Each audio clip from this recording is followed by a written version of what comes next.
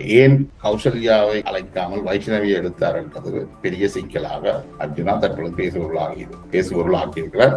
என்றால் இவர்கள் தாங்கள் நினைத்தது போன்று இதனையும் சுதந்திரமாக செய்வதற்கு இவர்களுக்கு அனுமதி கிடையாது. இவர்கள் அங்கு ஐநாவுக்கு செல்வதாக இருந்தால் அது பொஸ்கோ கூடாக பொஸ்கோ எழுதி கொடுத்த ஸ்கிரிப்டை தான் இவர் வாய்ச்சிருக்கிறார். அதான் அந்த பொறிமுறை. அந்த நிறுவனம் என்ன சொல்றதோ அதைத்தான் இவர் செய்யலாம், மேலோடு செய்யலாம். இப்ப அந்த அடிப்படையில் தான் அர்ஜுனாவும் அங்க போய் நின்றுக்கிறார். அர்ஜுனா கௌசல்யா வராமல் விட்டதுக்கான காரணமாக வைஷ்ணவிக்கு கார் வாங்கி கொடுத்த ஒரு கதையை கிளப்பி இருக்கிறார். யார் கார் வாங்கி கொடுத்தால் ஐபிசி பாஸ்கரன் வாங்கி கொடுத்ததாக சொல்லப்படுது. ஐபிசி பாஸ்கரனுக்கும் வைஷ்ணவிக்கும் ஆன தொடர்பு அப்படின்னா, ஐபிசி பாஸ்கரன் இலங்கைக்கு சென்றிருந்த போது அங்கு ஏற்படக்கூடிய சட்ட சிக்கல்களை எதிர்கொள்வதற்கு அல்லது அங்குள்ள சட்ட விஷயங்களை பார்த்துக் கொள்வதற்கு அவர் சட்டத்தரணி வைஷ்ணவியை அமர்த்துகிறார். அதன் ஊடாக அந்த தொடர்பு வருது. அந்த அடிப்படையில அவருக்கு கார் வாங்கி கொடுத்ததாகவும் அதனை தொடர்ந்து அங்க வர சிக்கல்கள் எழுந்ததாகவும் சொல்லப்படுகிறது. அப்ப வைஷ்ணவி எப்படி செம்மணிக்கு வந்தார் என்றால்,